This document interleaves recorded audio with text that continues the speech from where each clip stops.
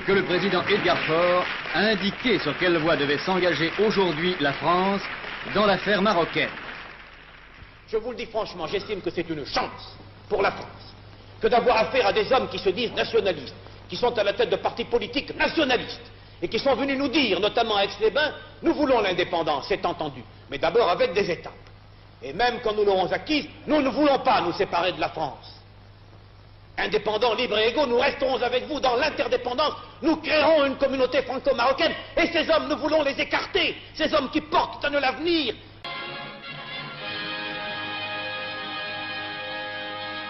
À Celles-Saint-Cloud, Sidi Mohamed Ben Youssef, arrivé de Nice, rencontrait devant une nuée de caméras de tout calibre M. Antoine Pinet, venu spécialement de Genève.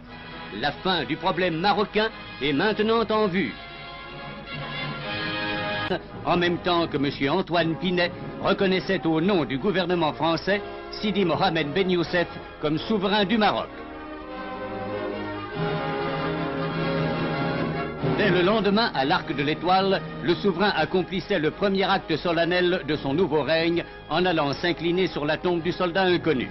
De journalistes et de cinéastes ont envahi le pavillon Henri IV à Saint-Germain pour fixer l'acte spectaculaire de la réconciliation marocaine. S'inclinant par 3 fois au pied de celui dont il avait été l'adversaire le plus irréductible, le pacha de Marrakech a écrire succinctement comme suit.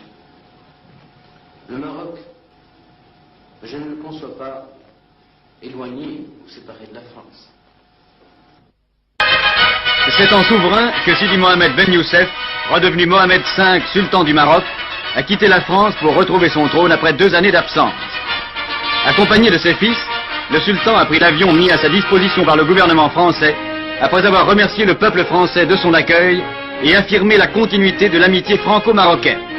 Il soumet des observations lorsque ces textes concernent les intérêts de la France, des Français ou des étrangers durant la période transitoire.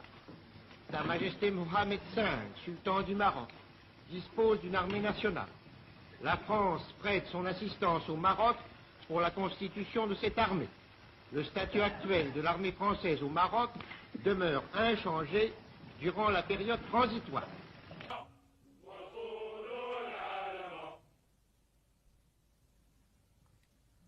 La jeune armée marocaine a aussi ses blindés. Et pour la première fois, des équipages entièrement marocains ont été formés par des moniteurs français et vont nous faire une belle démonstration.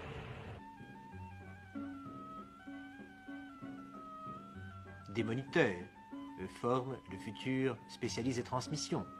Les policiers veillent à la sécurité. Les motards, comme dans toutes les capitales d'Europe, et ce sont les motards français qui encadrent le souverain, et les jeunes moniteurs, qu'ils soient de la jeunesse et des sports ou de l'armée royale, sont là pour former aussi les futurs cadres marocains.